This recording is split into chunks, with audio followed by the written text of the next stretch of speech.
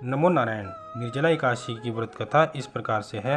88,000 ऋषि मुनि बड़ी तन्मयता से एकादशियों की पापनाशक व रोचक कथाएं सुनकर आनंद विभोर हो रहे थे। अब सबने ज्येष्ठ मास के शुक्ल पक्ष की एकादशी की कथा सुनने की इच्छा व्यक्त की।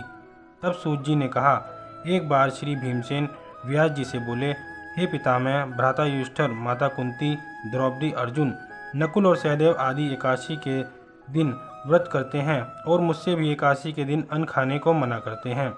मैं उनसे कहता हूँ कि भाई, मैं भक्तिपूर्वक भगवान की पूजा कर सकता हूँ और दान दे सकता हूँ, परंतु मैं भूखा नहीं रह सकता। इस पर व्यास जी बोले, हे भीमसेन, वे सही कहते हैं। शास्त्रों में वर्णन है कि एकादशी को अन्न नहीं खाना चाहिए। यदि तुम नरक को बुरा और स्वर्ग को अच्छा समझते हो तो प्रत्येक मास की दोनों एकादशियों को अन्न ना खाया करो। इस पर भीमसेन बोले, हे पितामह, आपसे प्रथम कह चुका हूँ कि मैं एक दिन भी, एक समय भी भोजन किए बिना नहीं रह सकता। फिर मेरे लिए पूरे दिन का उपवास करना बहुत कठिन है। मेरे पेट में अग्नि का वास है जो अधिक अन्न खाने पर शांत होती है। यदि मैं प्रयत्न करूँ तो वर्ष में एक एकादशी का व्रत अवश्य कर सकता हूँ। अतः आप मुझसे कोई ऐसा व्रत बतलाइए जिसके करने से मुझे स्वर्ग की प्राप्ति हो सके। श्री व्यास जी बोले, हे वायुपुत्र, बड़े बड़े ऋषि और महर्षियों ने बहुत से शास्त्र आदि बनाए हैं। यदि कलयुग में मनुष्य उन पर आचरण करे तो अवश्य ही मुक्ति को प्राप्त होता है। उनमें धन बहुत कम खर्च होता है। उनमें से जो पुराणों का सार है वह यह है कि मनुष्य को दोनों पक्षों की एकादशियों का व्रत करना चाहिए। इससे उन्हें स्वर्ग की प्राप्ति होती है।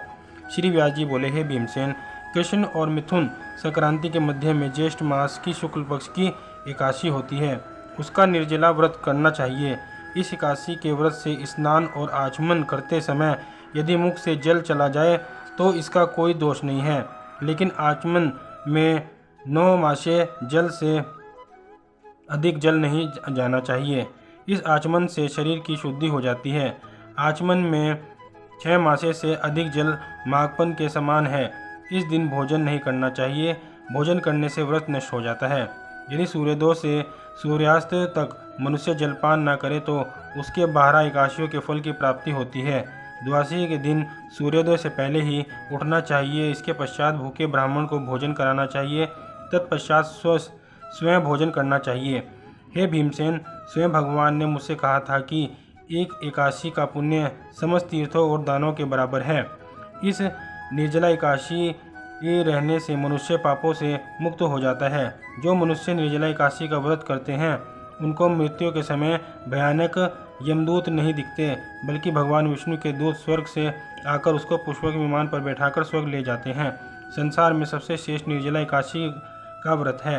अतः यत्नपूर्वक इस एकादशी का निर्जला व्रत करना चाहिए। इस दिन ओम नमो भगवते वासुदेवाय इस मंत्र का उच्चारण करना चाहिए। इस दिन गोदान करना चाहिए। इस एकादशी को भीमसेन या पांडव एकादशी भी कहते हैं। निर्जला व्रत करने से पहले भगवान की पूजा करनी चाहिए और उनसे विनय करना चाहिए कि हे भगवान, आज मैं निर्जल व्रत करता हूँ। इसके दूसरे दिन भोजन करूँगा। मैं इस व्रत को श्रद्धापूर्वक करूँगा। मेरे सब पाप नष्ट हो जाएं। इस दिन जल से भरा हुआ घड़ा वस्त्र आदि से ढककर स्वर्ण सहित किसी सुपात्र को दान करना चाहिए। जो मनुष्य इस व्रत के अंतराल में स्नान तप आदि करते हैं उन्हें करोड़ों फल स्वर्ग का दान के फल मिलता है। जो मनुष्य इस दिन यज्ञ होम आदि करते हैं उनको फल वर्णन भी नहीं हो सकता। इस निर्जला एकादशी के व्रत से मनुष्य विष्णुलोक को जाता है। जो मनुष्य इस दिन अन्न खाते हैं उनको चांडाल समझा जाता है। वे अंत में नरक को जाते हैं। ब्रह्म हत्यारे, माघपन करने वाले, चोरी करने वाले, गुरु से द्वेष करने वाले, असत्य बोलने वाले भी इस व्रत को करने से स्वर्ग को जाते हैं। हे कुंती पुत्र, जो पुरुष या स्त्री इस व्रत को श्रद्धापूर्वक करते हैं उनके निम्नलिखित कर्तव्य हैं। उन्हें सर्वप्रथम विष्णु भगवान की पूजा करनी चाहिए। तत्पश्चात गोदान करना चाहिए। उस दिन ब्राह्मणों को दक्षिणा, मिष्ठान आदि देना चाहिए। निर्जला के दिन अन्न, वस्त्र, छन्न, उपहान आदि का दान करना चाहिए। जो मनुष्य इस कथा को प्रेम पूर्वक सुनते हैं, वह पढ़ते हैं, वे भी स्वर्ग के अधिकारी हो जाते हैं। बोलो विष्णु भगवान की जय।